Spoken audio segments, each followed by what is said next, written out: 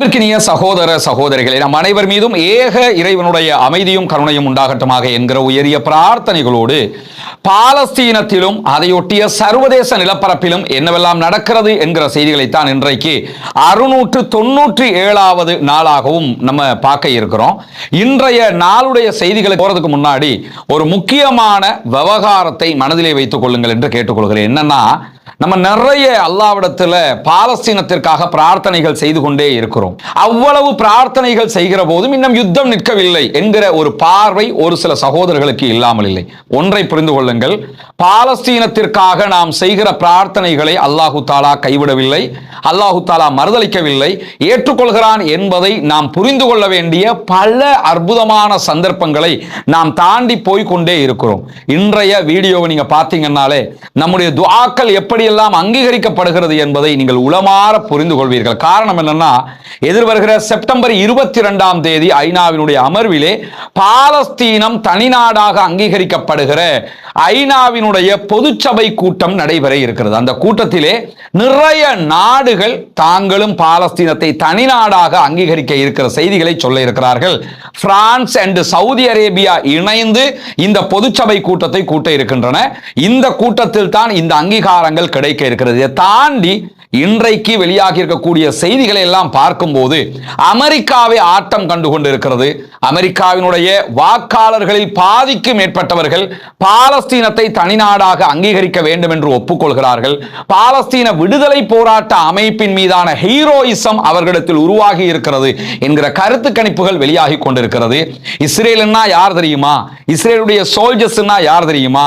யூதர்கள்னா யார் தெரியுமா? ஜியோனிஸ்ட்னா யார் தெரியுமா என்கிற காலம் ஓடி போய் இவெல்லாம் ஒரு ஆளா என்கிற நிலை மாறி பாலஸ்தீன மக்கள் ஹீரோக்களாக பார்க்கப்படுகிற நிலை அமெரிக்காவிலேயே உருவாகி கொண்டிருக்கிறது என்றால் இதுதான் தற்போது ஏற்படுகிற மாற்றம்.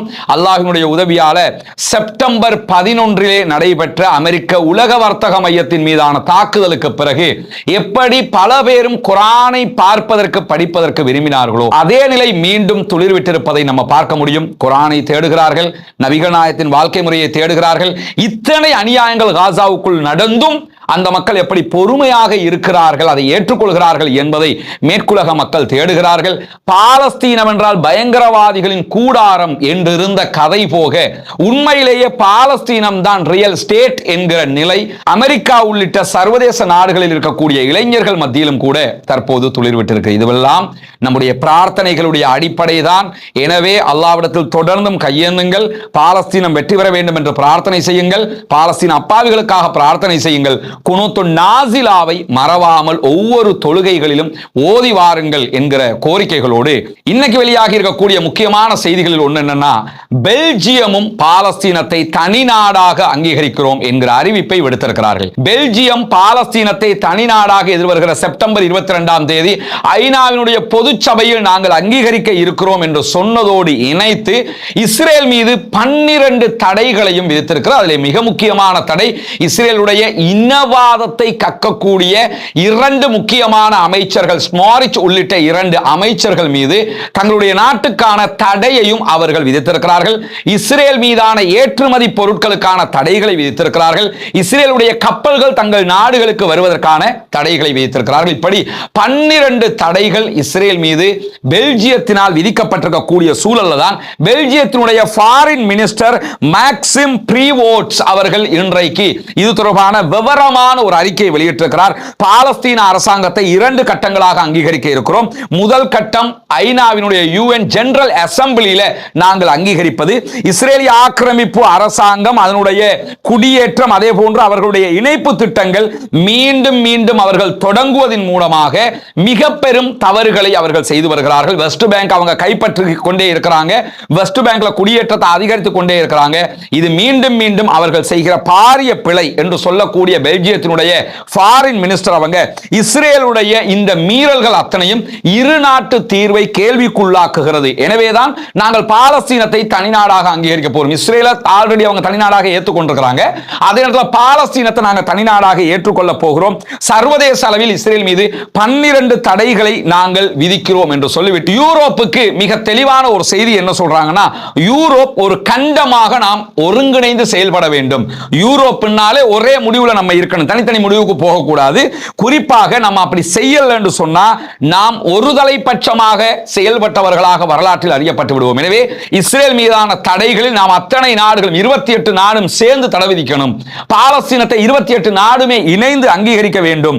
அதே போல இஸ்ரேலுக்கு எதிரான தடைகளை மொத்தமாக கொண்டு வர வேண்டும் என்று சொல்லிட்டு பென்கிவிர் ஸ்மோரிச் ஆகிய 2 பேருக்கும் தாங்கள் தடை விதிப்பதாகவும் சொல்லிவிட்டு நெதன்யாகுவினுடைய அரசாங்கம் தன்னுடைய நடத்தைகளை மாற்றிக்கொள்ளாத வரை இஸ்ரேலுக்கு எதிராக சர்வதேச சமூகம் மொத்தமாக செயல்பட வேண்டும் என்கிற கோரிக்கையும் அவர்கள் விடுத்திருக்கிறார்கள். உண்மையிலேயே மாற்றம்னா மாற்றம், இதுதான் மாற்றம் என்கிற அளவுக்கு பிரான்ஸ் ஆரம்பிச்சு வச்சது.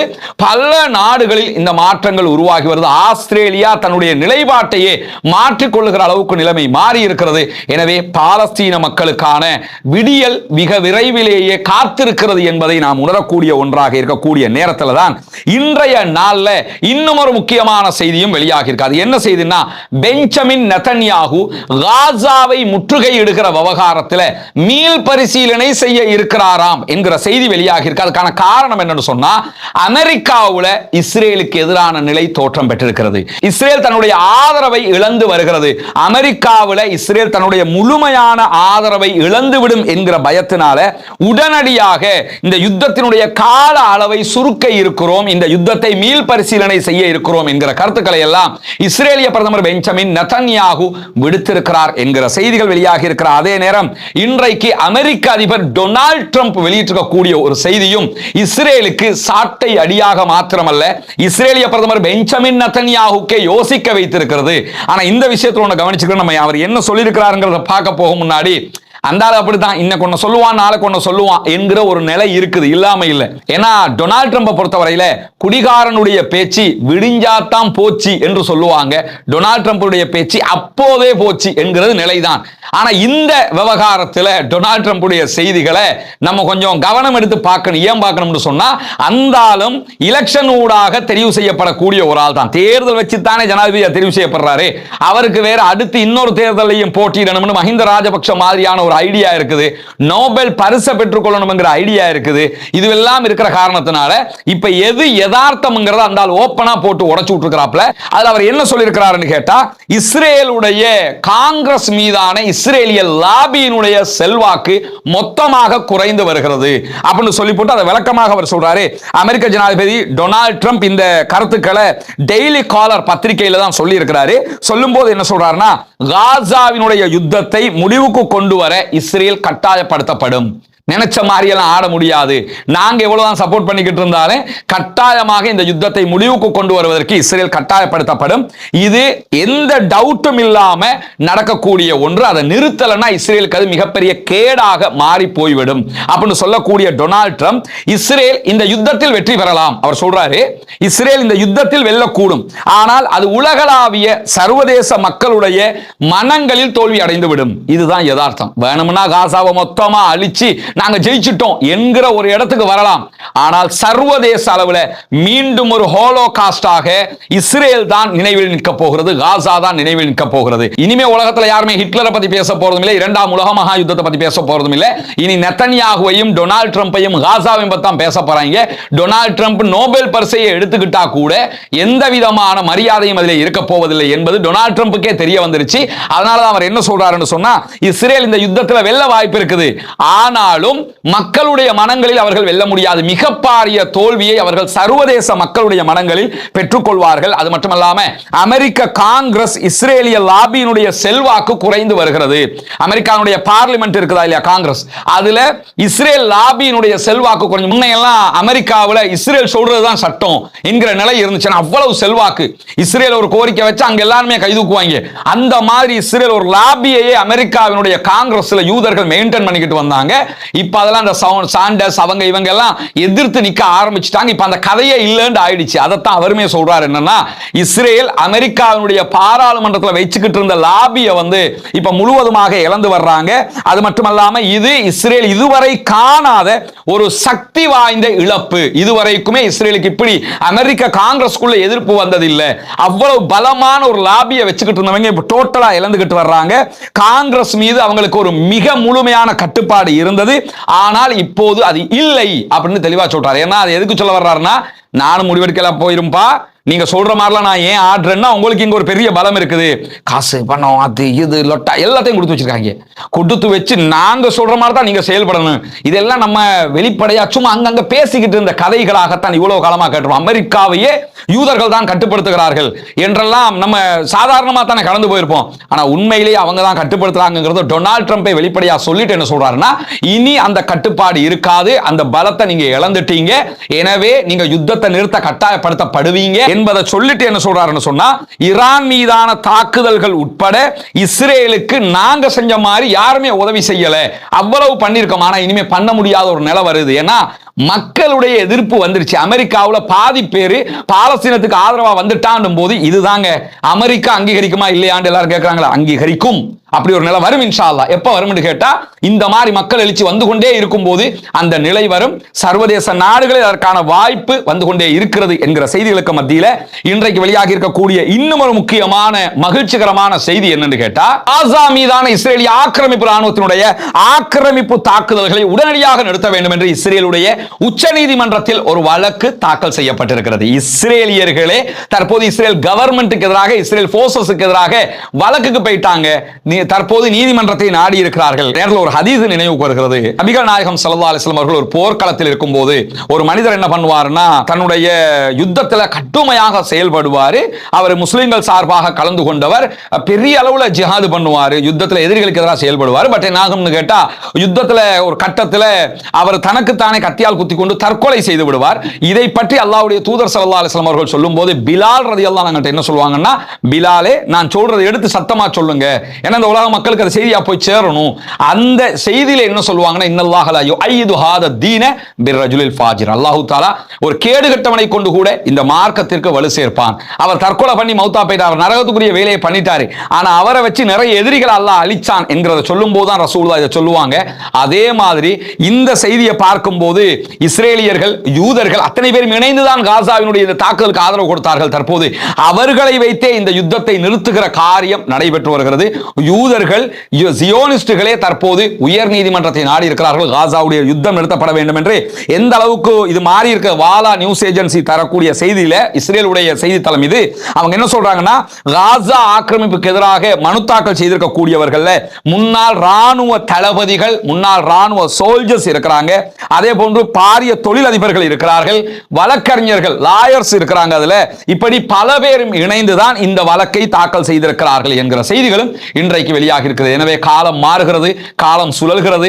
பாலஸ்தீனம் மீதான யதார்த்தம் இஸ்ரேலியர்களுக்கே புரிய ஆரம்பித்திருக்கிறது. இனியும் அவர்களை ஏமாற்ற முடியாது என்பதை நெத்தன்யாகுவினுடைய அரசு புரிவதற்கு இன்னும் தொலைதூரத்தில் இல்லை. நெத்தன்யாகு மாறி ஒரு கிறுக்கு பயலாளர் மட்டும்தான் தன்னுடைய நாட்டையும் அழித்து, தன்னுடைய செல்வாக்கையும் அழித்து, சர்வதேசத்தில் இருந்த தங்களுடைய போலி செல்வாக்கையும் உடைத்து தன்னுடைய நாட்டை நடுத்தருக்கு கொண்டு வர முடியும். அதை கனகச்சிதமாக செஞ்சுக்கிட்டு இருக்காப்ல. அதுவெல்லாம் நம்முடைய பிரார்த்தனையின் யதார்த்தம் என்பதை புரிந்து கொள்ளுகிறார். அதே நேரத்தில் இன்றைக்கும் இஸ்ரேலிய ஆக்கிரமிப்பு ராணுவத்துக்குள்ளாக ஒரு முக்கியமான செய்தி வெளியாகி இருக்கிறது. அது என்ன செய்தி என்று சொன்னால், கத்தரும் ஈஜிப்டும் முன்மொழிந்து பாலஸ்தீன விடுதலை அமைப்பினால் ஏற்றுக்கொள்ளப்பட்ட சமாதான உடன்படிக்கைக்கு ஆதரவு தெரிவிப்பதாக இஸ்ரேலுடைய தலைமை தளபதி இயால் ஜமீர், அதே போன்று மொசாதினுடைய தலைவர், அதே நேரத்தில் ஷின்பத்ங்கிறது இஸ்ரேலுடைய உள்நாட்டு உளவு பிரிவு, இதனுடைய தலைவர்கள் என்று அத்தனை பேருமே ஒப்புக்கொள்கிறார்கள், நெத்தன்யாகுவை தவிர. ஒரு சமாதான உடன்படிக்கைக்கு எல்லாருமே ரெடி, நெத்தன்யாகு மட்டும் ரெடி இல்லை என்கிற செய்திகள் வெளியாகி இருக்கேன்னா, அவங்களுக்கு பிரச்சனை இல்லை, சம்பளத்துக்கு வேலை பார்க்கிறவங்க. ஆனா இந்த ஆள் அப்படி இல்லை, பிரைம் மினிஸ்டர் எலெக்ஷன் கேட்டு மேல வரணும். இந்த யுத்தத்துக்கு பிறகு இந்த ஆளுக்கு பார்லிமெண்ட்டுக்கு வரையலுமாங்கிற ஒரு கேள்வியை இருக்கக்கூடிய சூழல்ல தான் இப்படியான செய்திகளும் வெளியாகி கொண்டிருக்கிறது. இஸ்ரேலுடைய ராணுவம் ஒட்டுமொத்தமாக, இஸ்ரேலுடைய மொசாத் உளவு பிரிவு ஒட்டுமொத்தமாக, இஸ்ரேலுடைய ஷின்பத் ஒட்டுமொத்தமாக பாலஸ்தீனத்தில் யுத்த நிறுத்தத்தை கொண்டு வாங்க, ஏன்னா ரொம்ப டயர்ட் ஆகிட்டோம், இனிமேலும் எங்க ஆக்களை சாக விட முடியாது என்கிற ஒரு நிலையை எடுத்திருக்கிறார்கள் என்கிற செய்தியை இஸ்ரேலுடைய வாலா நியூஸ் ஏஜென்சி இன்றைக்கு வெளியிட்டிருக்கக்கூடிய செய்தியில பார்க்க முடிகிறது. அதே நேரத்தில் இஸ்ரேலுடைய ராணுவ சோல்ஜர்கள், அதே போன்று இஸ்ரேலுடைய தளபதிகள் மற்றும் அதிகாரிகளை மேற்கோள் காட்டி இன்னும் ஒரு செய்தியை இஸ்ரேலுடைய சேனல் 20 வெளியிட்டிருக்கிறார். அதுல அவங்க என்ன சொல்றாங்கன்னு கேட்டா, நாம் ஒரு திருப்பு முனையான கட்டத்தை அடைந்திருக்கிறோம். இன்றைக்குள்ள எல்லா செய்திகளை நீங்க எடுத்து பாருங்க, இதே மாதிரி செய்திகளாக இருக்கிறது. நம்ம ஒரு மெயின் ஒரு ஜங்ஷன்ல வந்து நிக்கிறோம், ஒரு திருப்பு முனையான கட்டத்தில் நம்ம நிக்கிறோம். பாலஸ்தீனர்களுக்கு எதிரான ஒழுக்கக்கேடான, இது அவர்கள் வெளியிட்டிருக்கக்கூடிய செய்தி, பாலஸ்தீனர்களுக்கு எதிரான ஒழுக்கக்கேடான நடத்தை உள்ளிட்ட காரணங்களுக்காக இஸ்ரேலுடைய ரிசர்வ் படையை சேர்ந்த ராணுவ குழு ஒன்று இனிமேல் நாங்கள் யுத்தத்திற்கு வர முடியாது என்று சொல்லிவிட்டார்கள் என்று வால் ஸ்ட்ரீட் ஜேர்னல் செய்தி வெளியிட்டிருக்கிறது. அதைத்தான் சேனல் 20 எடுத்து காட்டுகிறது. இது அவர்களுடைய வாசகம். பாலஸ்தீன மக்களுக்கு எதிராக நீங்க வந்து பாலஸ்தீன சுதந்திர போராட்ட அமைப்புக்கு எதிராக யுத்தம் பண்றோம்ங்கிற பேர்ல ஒழுக்கக்கேடா நடந்துக்கிறீங்க, எந்த ஒரு டீசன்ட் டிசிப்ளினும் உங்ககிட்ட கிடையாது, அப்பாவி மக்களை கொன்று குவிக்கிறீங்க, எனவே நாங்கள் யுத்தத்துக்கு வர முடியாது என்று சொல்லி இருக்கிறார்கள் என்று இன்றைக்கு வால் ஸ்ட்ரீட் ஜேர்னல் செய்தி வெளியிட்டிருக்க. அதையே இஸ்ரேலுடைய சேனல் 20 வெளியிட்டிருக்க. அதே நேரத்தில் பாலஸ்தீன விடுதலை அமைப்பினுடைய கெரில்லா போர் முறை காரணமாக அவர்களை ஒழிக்க முடியாது. இதுதான் இங்க இருக்கக்கூடிய ஹைலைட். பாலஸ்தீன விடுதலை அமைப்பினர் பங்கருக்குள்ள உள்ள இருந்து வெளியே வர்றாங்க, கெரில்லா அட்டாக் பண்றாங்க, திரும்ப பங்கருக்குள்ள ஓடிடுறாங்க. இந்த முறையில் பண்ற யுத்தத்தினால அவங்க எத்தனை பேர் இருக்கிறாங்கன்னு தெரியல, அவங்ககிட்ட என்ன ஆயுதம் இருக்குன்னு தெரியல, எங்க இருக்கிறாங்கன்னு தெரியல. நம்ம என்னத்தை பங்கரை மூடி மறைச்சாலும் அதே பங்கரை தோண்டிக்கிட்டு திரும்ப வந்து அட்டாக் பண்ணிட்டு போறான். இந்த கெரில்லா அட்டாக் இருக்கிற வரைக்கும் நாம் அவர்களை அழிக்க முடியாது. 30க்கும் மேற்பட்ட இஸ்ரேலுடைய தளபதிகள் அதிகாரிகளோடு மேற்கொண்ட ஒரு இன்டர்வியூ, ஒரு கலந்துரையாடலுக்கு பிறகுதான் வால் ஸ்ட்ரீட் ஜேர்னல் இந்த செய்திகளை வெளியிட்டிருக்கிறார்கள். கிட்டத்தட்ட 2 வருட சண்டைக்கு பிறகும் இஸ்ரேலிய ஆக்கிரமிப்பு ராணுவத்தைச் சேர்ந்தவர்கள் ரொம்ப சோர்வடைந்து விட்டார்கள் என்று சொல்லி பேட்டி கொடுத்தவங்க எல்லாருமே சொல்லியிருக்கக்கூடிய சூழலையும் வால் ஸ்ட்ரீட் ஜேர்னல் சுட்டிக்காட்டியிருக்கிறார். அதே நேரம் வால் ஸ்ட்ரீட் ஜேர்னல் சொல்லக்கூடிய மேலதிகமான ஒரு செய்தி என்னன்னு சொன்னா, யுத்தத்தினுடைய நோக்கத்தை கேள்வி கேட்கக்கூடியவர்களுடைய எண்ணிக்கை அதிகரித்து விட்டது. நாட்டுக்குள்ள கண்டவனிப்ப கேள்வி கேட்கிறாங்க, ஏன்டா யுத்தம் பண்றீங்க? பாலஸ்தீன விடுதலை ராணுவத்தை அழிக்கணும்னு சொன்னீங்க, அதையும் அழிக்கல. நம்ம பணைய கைதிகளை கூட்டிக்கிட்டு வருவோம்னு சொன்னீங்க, அவங்களையும் கூட்டிக்கிட்டு வரல. அங்க எதையுமே நீங்க செய்யல. அப்ப எதுக்கு நீங்க யுத்தம் பண்றீங்கன்னு கேள்வி கேட்க ஆரம்பிச்சிட்டாங்க. எனவே நாம யுத்தம் பண்றது சுத்த வேஸ்ட் என்கிற நிலை அவர்களுக்கு உருவாகி இருக்கிறது என்கிற செய்திகளுக்கு மத்தியில இன்றைக்கு வெளியாகி இருக்கக்கூடிய இன்னும் ஒரு முக்கியமான செய்தி என்னன்னு கேட்டா, ராணுவ சேவையில இருந்து எங்களுக்கு விலக்கு அளியுங்கள், நாங்க நீ ராணுவத்துக்கு வரமாட்டோம், எங்களை விட்டுப்படுங்கன்னு சொல்லி வரக்கூடிய கோரிக்கைகள் ஐடிஎஃப் தளபதிகள் உறுதிப்படுத்தி இருக்கிறார்கள். நிறைய கோரிக்கைகள் அப்படி வந்து கொண்டே இருக்கிறது என்று சொல்லி இன்றைக்கு வந்திருக்கக்கூடிய செய்திகள் தெரிவிப்பது மட்டுமல்லாம, இதுல ரிசர்வ் படை வீரர்களை தாண்டி ராணுவத்தில் யார் ஆக்டிவ் படையில இருக்கிறாங்களோ அவங்களே நாங்க இனி வெளியே போயிடுறோம், எங்களை விட்டுருங்க என்று சொல்லுகிற நிலை உருவாகி இருக்கிறது என்கிற செய்தியையும் இன்றைக்கு இஸ்ரேலுடைய பத்திரிகைகள் ஒளிபரப்பி இருக்கின்றன. அதை தாண்டி கடந்த 24 மணி நேரங்களுக்குள்ளாக இஸ்ரேலிய ஆக்கிரமிப்பு ராணுவம் நடத்தி இருக்கக்கூடிய தாக்குதல்களில் 76 அப்பாவிகள் கொல்லப்பட்டிருக்கிறார்கள், காசாவுக்குள் ஷஹீதாகி இருக்கிறார்கள், 281 சகோதரர்கள் படுகாயம் அடைந்திருக்கிறார்கள் என்கிற கவலைக்குரிய செய்திகளும் இன்றைக்கு வெளியாகி இருக்கிறது. எனவே பாலஸ்தீனத்தின் மீதான சர்வதேச பார்வை மிக அற்புதமாக மாறி இருக்கிறது. அல்லாஹு தாலா காலத்தை சுழல வைத்திருக்கிறான். காசா என்றாலே தீவிரவாதிகளின் கூடாரம் என்றிருந்த நிலை மாறி பாலஸ்தீனம் என்பது அப்பாவிகளின் தேசம், பாலஸ்தீனம் என்பது அநியாயம் இழைக்கப்பட்டவர்களுடைய தேசம், பாலஸ்தீனம் என்பது பாலஸ்தீன மக்களுக்குரிய தேசம் என்கிற நிலையாக மாறி இருக்கிறது. வல்ல ரஹ்மான் நம்முடைய எண்ணங்களையும் நம்முடைய பிரார்த்தனைகளையும் அங்கீகரித்துக் கொண்டே இருக்கிறான் என்கிற மகிழ்ச்சியான நிலையை நாம் புரிந்து கொள்ள முடிகிறது. பாலஸ்தீன அப்பாவிகளுக்காக பிரார்த்தனை செய்வோமாக, பாலஸ்தீன மக்களுக்காக துஆ கேட்போமாக, பாலஸ்தீன மக்களுக்காக பிரார்த்திக்கிற அதே நேரம் இஸ்ரேல் ஆக்கிரமிப்பு ராணுவத்திற்கு தொடர்ந்தும் குனுத்து நாசிலாவை ஓத மறந்து விடாதீர்கள் என்கிற கோரிக்கைகளோடு பாலஸ்தீன மக்களுக்காக ஜனநாயக ரீதியாகவும் குரல் எழுப்புவோமாக. வாஹிர் தஅவானா அல்ஹம்துலில்லாஹி ரப்பில்